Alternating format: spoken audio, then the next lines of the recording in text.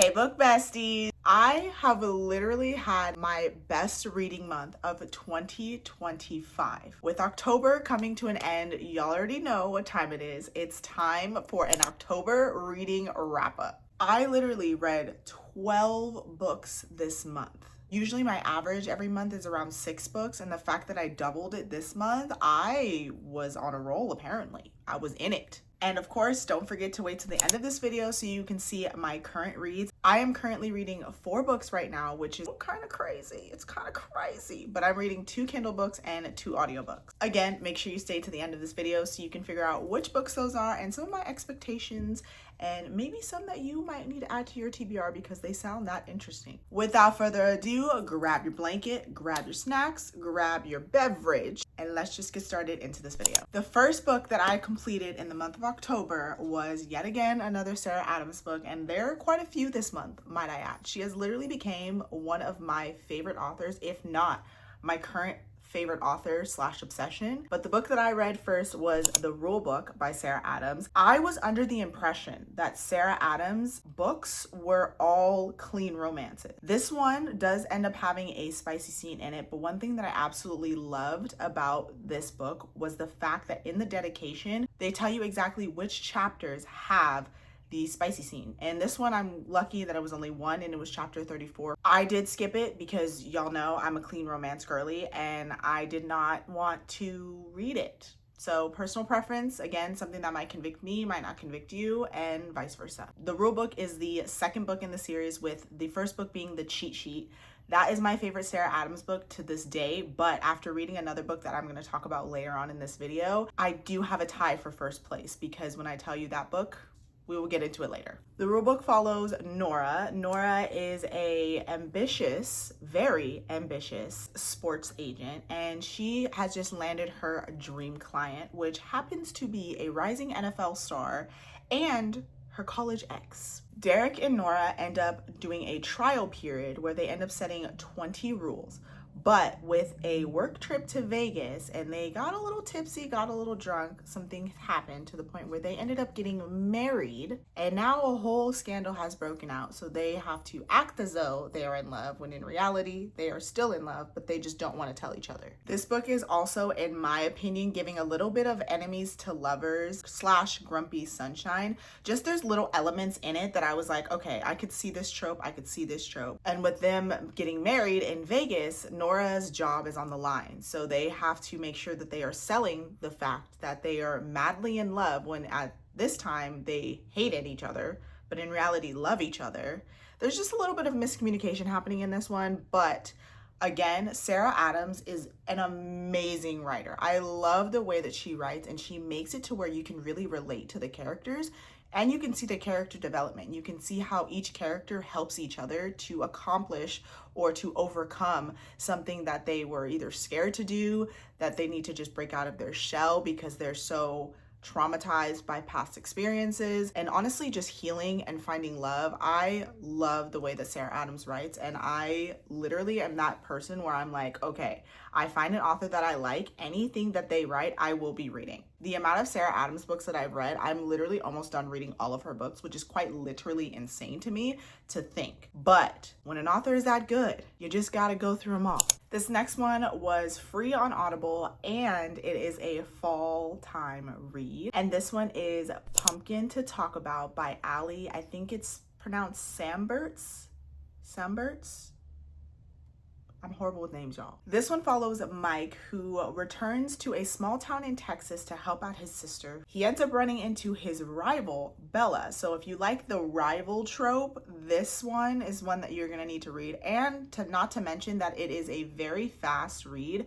I wanna say it was like in the teens of chapters, like 13, 14 chapters. Perfect fall time read, good for filler. So if you're in between books or you're not really sure what to read, this one might be a good book to read. Mike and Bella end up hanging out. They end up igniting a spark between them, but with Mike only being there temporarily, he now has to navigate whether or not he is going to keep going with this relationship or if he's just going to let it all go. It's definitely a standalone book and definitely one that's very short. I listen to my audiobooks at 2 times speed. Let me know what speed you guys listen to your audiobooks at, because people be telling me that I'm crazy because I listen to it at 2 times speed, but I know people who listen to it more than that.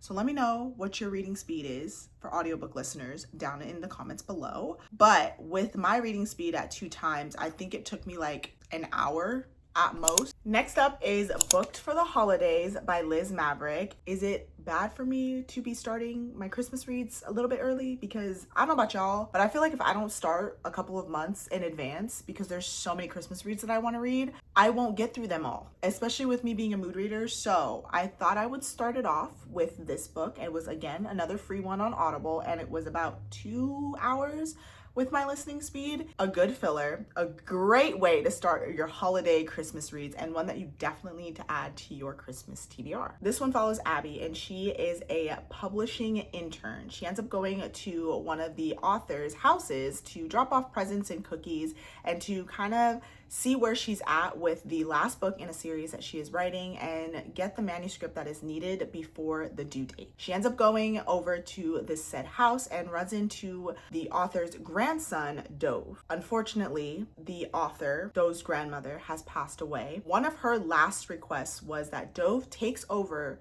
this last book and not tell anybody that she has passed until the book is released. One thing I absolutely loved about this book was the fact that Hanukkah was very much mentioned in this book. I am not usually one who typically celebrates Hanukkah, but I do like to learn about it. I have never read a book that very much touches on Hanukkah. And over the 8 nights of Hanukkah in this book, Abby and Dove work together to fix and finish this manuscript. Dove is also a banker. He is wonderful at cooking, and he ends up cooking all of the recipes that are actually in his grandmother's books. There is a little bit of a miscommunication trope because Dove and Abby end up actually catching feelings for each other and enjoying each other's company, so much so that Abby ends up getting snowed in with Dove and ends up spending the next few days with him. I, again, thought this was a very good read for the holidays. It's very fast paced. If you like a fast paced, like little romance read, this one is definitely one. It definitely gave that cozy, cool vibe. Like, I would definitely recommend reading this in the month of like November, December. Dove and Abby end up realizing that they have feelings for each other, and one thing leads to another. They finally confess that they like each other, and then the book just ends in a nice little happily ever after for the feel-good holiday romance vibes. This one was definitely a fun read, definitely one that while I was cleaning or if I was just chilling at home, I was listening to this one and thoroughly enjoying it. Next up is Falling Like Leaves by Misty Wilson. This book has been one of my favorite fall books that I've ever read. It is a clean romance book, and honestly, I feel like this book had a lot of tropes, but it's mainly a friends becomes enemies becomes lovers trope. I guess you can technically just say it's a friends to lovers trope, but with one of them feeling some type of way towards the other, it definitely felt like the little enemy aspect was slightly in there. This one follows Ellis. Ellis and her parents end up separating. Ellis lives in New York, and now she must go to her aunt's house, and I believe it was Connecticut, to a small town, and there she ends up reconnecting not only with her family, but an old childhood friend, which is Cooper. Ellis is very headstrong. She just wants her dad to be proud. She looks up to her dad. She wants the love from her father, but all her father really cares about is work. He doesn't really pay her any attention, so she's trying to get that attention from him by doing good in school, going to the best college, the specific college that he wants her to go to. During all of this, she ends up losing herself. She ends up losing who she is, and she doesn't know how to have fun anymore. But now going to this small town with all the fall festivities and the cute cozy cafes, and honestly, just the ultimate fall vibes. Can we also talk about the cover of this book? The cover of this book is what sold me. And the edges. Something that kind of confused me, but does get answered in the book, was the fact that Cooper was very upset with Ellis. And I was like, why is he so upset with her? I cried with this book. My heart hurt for Cooper, but at the same time, I was also like happy tears. Do with that information what you will. One of my favorite books that I've read this month, but definitely my favorite fall book that I've ever read. I highly recommend this one. I cannot wait the rest of the books to come out in this series because I will be getting my hands on them and I will be reading them immediately. The different activities that's happening in this book, the coffee, the descriptive imagery in this book. Like when I tell you, when I was reading this book, I was like, I want to go to this place so bad. I want to go to a small town that has all this fall vibes, all the fall festivities. I want to live in this book. You guys see that TikTok where it's like, you just feel like you don't belong in this world and you just want to like dive in. That was me when I was reading this book. Highly recommend this book. 5 out of 5. Next up is a book that I had on my bookshelf for about 2 to 3 years. I thrifted this book and then one random day I was like, I'm gonna read it. I'm gonna listen to it. I have the physical book, but I ended up listening to it on Libby. Oh my gosh, I fell completely in love with this book and I was like, why did it take me so long to read it? Alex Approximately by Jenn Bennett. I have heard that some people read this in high school. Again, another clean romance. Pen pal vibes, YA vibes. The cover, I feel like, is deceiving in a way because I feel like this never happened in the book. Unless it did and I'm just tripping, but like this never happened. And this doesn't give the vibes of what I read. Also, the plot twist at the end of this book was not ready for. I did not see that coming whatsoever. This one follows Bailey and Porter. Bailey and Porter communicate online, and Bailey went through a very traumatizing experience, which I'm not going to mention because I feel like it's a big point to this book. So if you do plan on reading it, which you definitely should, she goes through a traumatizing experience and then it just makes sense with how she acts and how she is throughout the book. Bailey ends up moving to California in the small town that Porter lives in, but doesn't tell Porter that she is moving to this small town. When she moves to this town in California, she ends up working at a museum that Porter's family own and Porter does work at. So they end up crossing paths, but they don't know that they already know each other because they use fake names online. The connection when Porter and Bailey first meet, they just are so annoyed with each other. They can't stand each other, but they can't deny that there's like a magnetic pull. I loved this book. And they do talk about a lot of different movie and film references because both are also obsessed with movies and films, which I thought that was a very unique and fun element. I had so much fun reading this book. And at the end, I was like, why did it take me so long to read it? Why? But you know what? I'm not even gonna say nothing because I'm grateful that I got the chance to read it. 5 out of 5. I finished this book in 2 days. Absolutely loved it. You need to add this one to your TBR. It was so good. I feel like this is a good one to read during any season. Although it's very much giving summer, I still think that you could potentially read it during the fall time. I feel like, or even the winter time. I feel like this could be a comfort book. In my opinion, like I would reread this book again and I'm still thinking about it to this day. Next up has to be in probably like the top 3 books that I have read this month that I absolutely loved. Ties for first place with my favorite Sarah Adams book, and that is The Enemy. I have never read a book that was so strongly and so hard hitting on point of the enemies to lovers trope. And I loved the aspect that they had both of the main characters were cooks in some type of way. This one follows June, who owns a donut shop, and she ends up getting reunited with her high school nemesis, as they say, high school enemy, Ryan, and they ended up reconnecting at a friend's mutual wedding. This one was so good, and the fact that Ryan was so blunt with June. At first it started off as like a little rival thing. One has to be better than the other. They have to one up each other. But then it got to the point where Ryan was like, I am done hiding how I feel. And did you ever think that the reason why I was picking on you in high school was because I actually liked you? I don't know about y'all, but when I was in high school, my parents and other people would say, well, if the boy picks on you, it's because they like you. But in my head, I was like, I don't like them if they're gonna pick on me. Like, that doesn't make any sense to me. Loved this book. The enemies to lovers trope, again, I say, was so good and so present during this book. If you are a person who loves the enemies to lovers trope like I do, it is my favorite trope, this is a book that you need to read. And not to mention that it's a Sarah Adams book. Y'all know I'm so obsessed with her right now. Next up is Still Mad About You by Liz Maverick. This is again another Audible original, another free book to listen to on Audible. Like the last one, The Enemy, this one also touches on the two main characters as high school rivals or high school enemies. Grudges and hatred towards each other turns into love and flirtation. This one is also a good second chance romance, so if you love that trope as well, this is one that you should definitely read. I loved this book. It follows Daniel and Asher. They are reunited and they have to plan their reunion. So they decide that they are going to make a scavenger hunt that goes throughout the entire city. This was a great short read. It was a great filler if you're in between reads or you're not really sure what to read. This one is also something that's very good to kind of just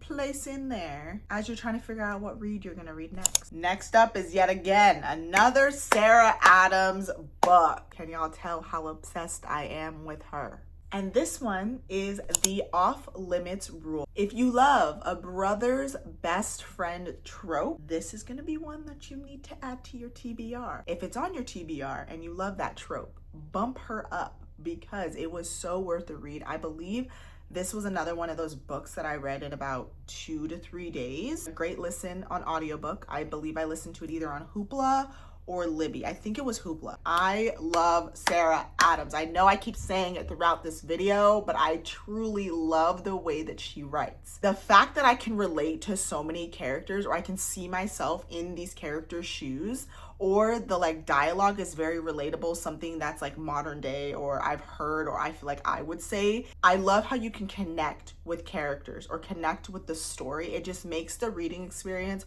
so more immersive, so more engaging, and I love that aspect. This one follows Lucy. She is a single mother to a 4-year-old named Levi.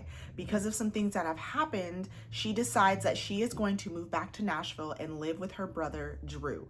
Drew has a best friend and old roommate named Cooper to get Lucy out of her slump, and honestly she goes through a situation with an ex-lover, and so she is trying to get out of that slump. Cooper and Lucy end up hanging out, spending some time with each other, but Drew was so adamant that he does not want Lucy and Drew to date. He's even taken it so far as to asking Cooper specifically not to go for his sister and telling Lucy to stay away from Cooper.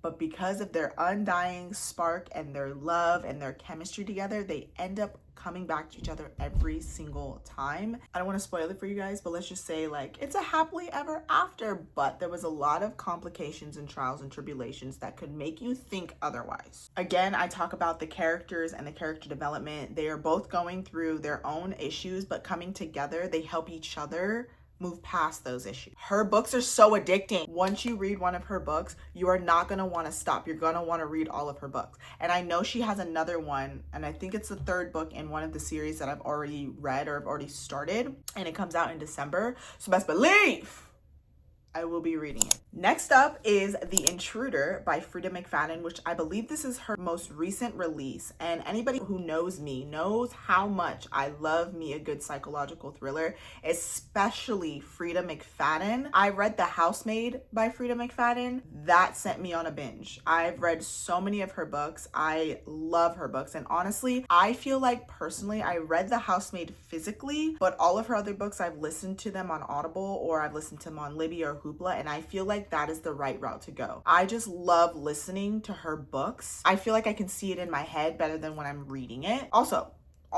anybody else ready for The Housemaid? If you've read The Housemaid, anybody else waiting for that movie to come out? Because I'm literally counting down the days. December 19th, I will be at the movie theaters watching that movie. That is all I have to say on that. But The Intruder, I liked it. It wasn't my favorite Freida Mafadden book. I wouldn't probably read it again. She did get me like she always does. I think I know who committed the crime, and she slaps me across the face every time and then throws another curveball. This one follows Cassie, and Cassie, because of an issue or situation that happened, she ends up losing her job. She was a teacher. She ends up moving into a secluded cabin. A very, very terrible storm is fastly approaching, and her landlord does not care about her, does not care that her roof is literally falling apart, that there's a tree that's literally about to topple over onto her house, could potentially kill her. One night, as she is laying out candles, because the storm is gonna be so bad that it's literally gonna blow out the power, but one night as she's laying out candles, she ends up looking out of her window into her shed and notices that there is a light on in there. She notices a couple of other times too that the door was like moving back and forth. She said that there was like a person standing outside her window as she was doing something in her bedroom, but she just has come to the conclusion, or she has convinced herself, that it's just the wind,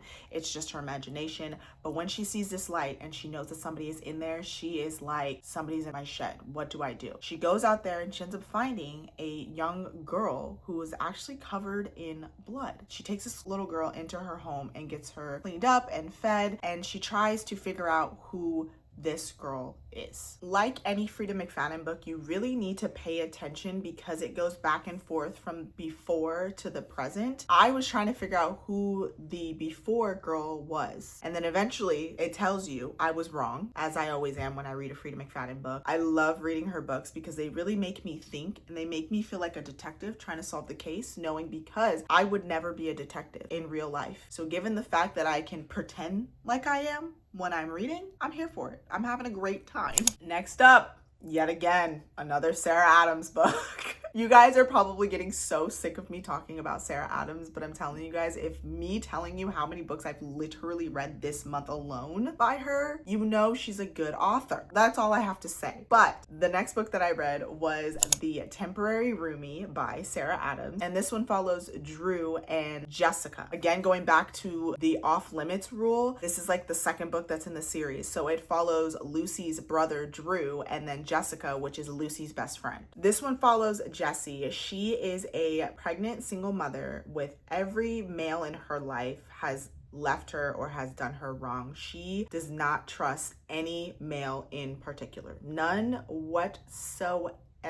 But with construction happening at her house due to some issues, she ends up having to move in with Drew and stay there temporarily. Drew and Jessica have like a little rival thing going on, just because Drew was supposed to help Jessica out in pretending to be her fake husband at the time, and he ends up standing her up, but not intentionally. Drew is a OBGYN doctor, and he ended up working a 12 to 16 hour shift, and he was so tired to the point that he went home, fell asleep, and didn't even think that, oh, I have something else to do. Drew is always getting hit on at his job. He has a rule that he never dates a colleague, and in order to get them off of his back, he is supposed to be going to a specific gala that's coming up. Now, Jessica ends up being his fake girlfriend at the time, but due to a prank war that is going on between the two of them, she ends up making this lie way more complicated than it needs to be. As the arrangements are happening, as the prank wars are happening, they realize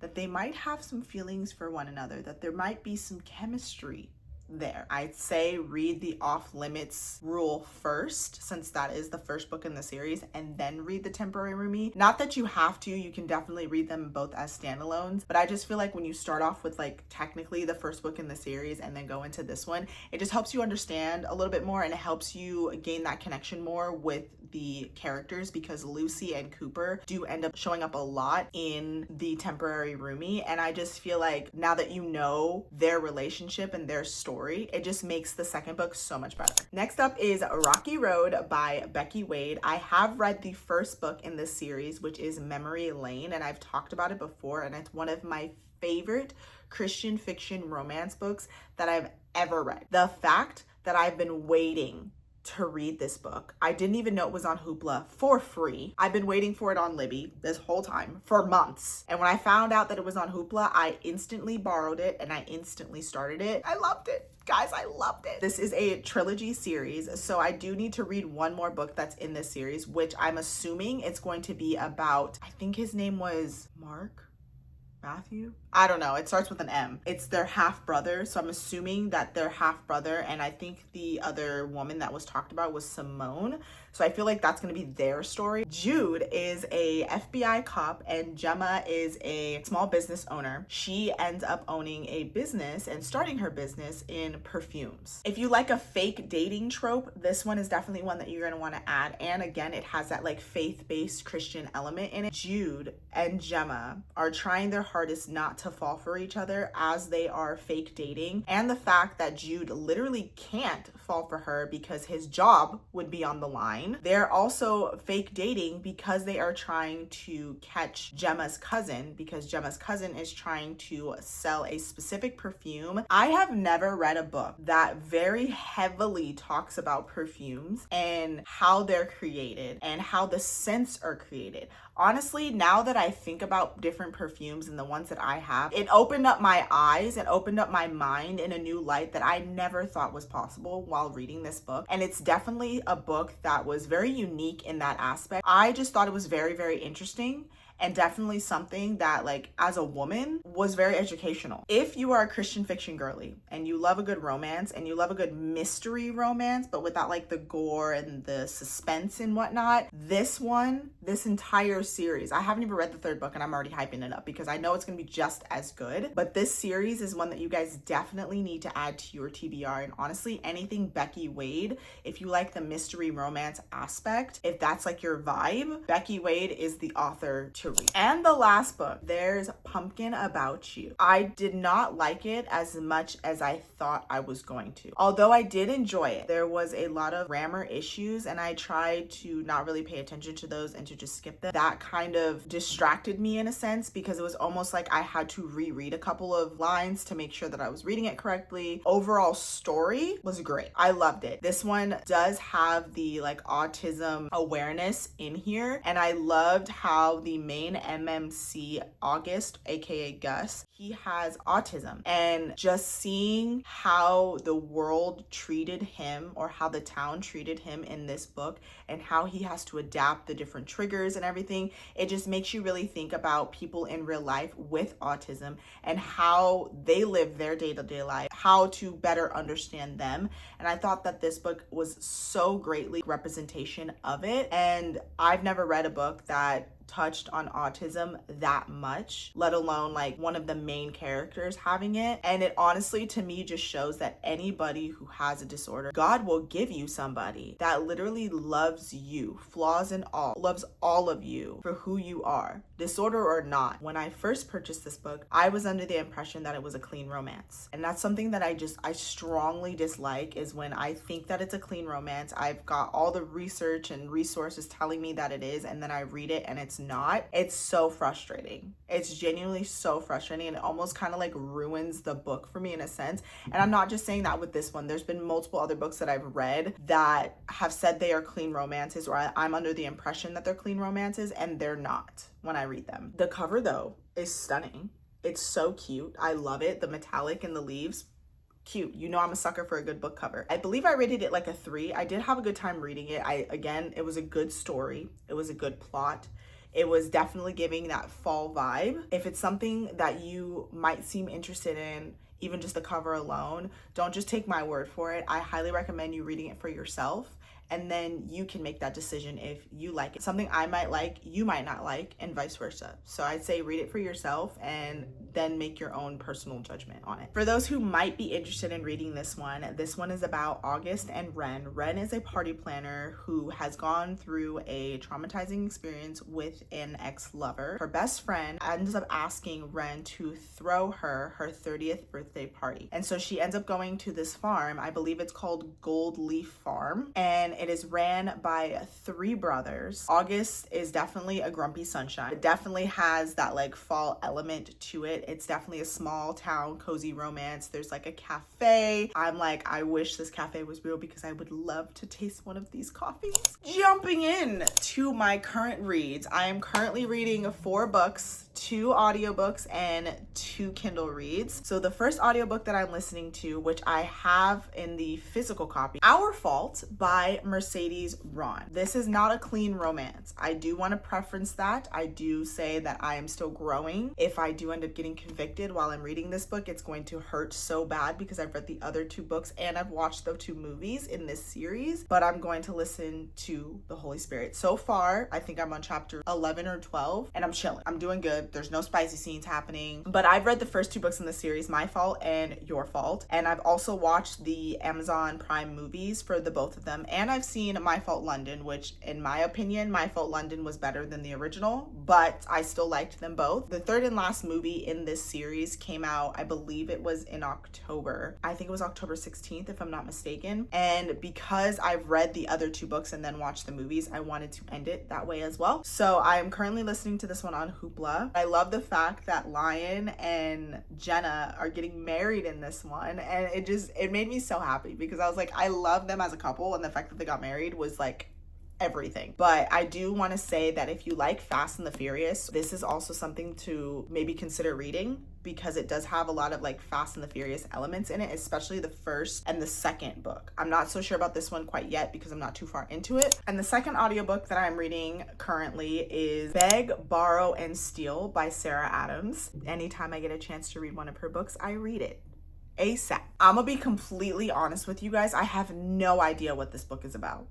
Not a single clue. I just know it's Sarah Adams. I know it's part of one of the series that I've already started and read, so I am reading it. I do know that there are 2 low spicy scenes in this book. Again, I love the fact that they include which chapters they are in the dedication. So I will be skipping both of those chapters, jumping into my 2 Kindle reads, and the first one that I'm reading is The Wrong Kind of Falling by Whitney Amazeen. I think that's how you say her last name. But this is definitely giving the fall vibe, and it's a Christian fiction romance book.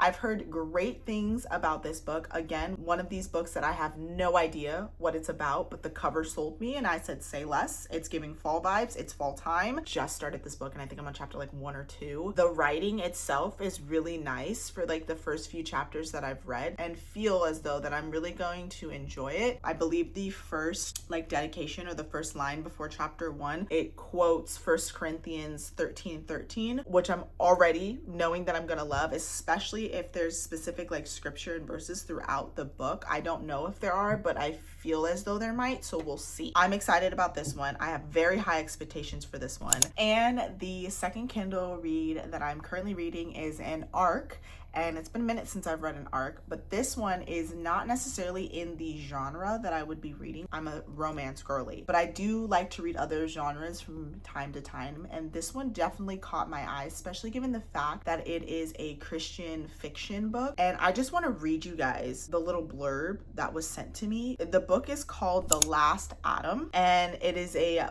bold and genre-bending supernatural thriller that successfully balances cinematic storytelling with intimate character-driven drama. Readers are treated to a high-stakes narrative that moves between the spiritual battlegrounds of heaven and earth, anchored by memorable and familiar characters like Mary Levitt, a struggling singer whose journey from rejection to divine purpose is both grounded and gripping. I want to say I'm going to pronounce the author's last name correctly, but I'm going to just say his first name, which is Ron. Weaves together elements of suspense, faith, and speculative fiction with remarkable confidence, making this a title that's equally at home or a church book club shelf or among fans of the Screw Tape Letters and The Matrix. With a brisk pace and skillful world bounding, The Last Adam keeps readers invested through moments of wonder, fear, tenderness, and hope. It's rare to see a debut that balances accessibility with ambition this well. I'm excited. I have very high expectations for this book. I believe this one's like 300-ish pages, but I really think that this one's gonna be good. If you've made it all the way to the end of this video, comment this emoji so I know that you stuck around to the very end and you are a real one. Comment down below what was your favorite book that you read in the month of October. But don't forget that I do have a book talk. If you guys want a little bit more bookish and faith-based content, I will have it linked down in the description below for you, and I will also have it here up on the screen for you guys as well. Don't forget to check out my Amazon storefront that has all of my favorite clean romance books, all of my Bible necessities, some skincare and makeup products, and so much more. I will have that linked down in the description for you guys as well. Check it out, shop the faves, see if there's something on there you might like. I love you guys so much, sending you all the positive vibes, and I hope you have a blessed morning, evening, or night, whatever the time is for you when you are watching this video. I will see you guys in next week's video.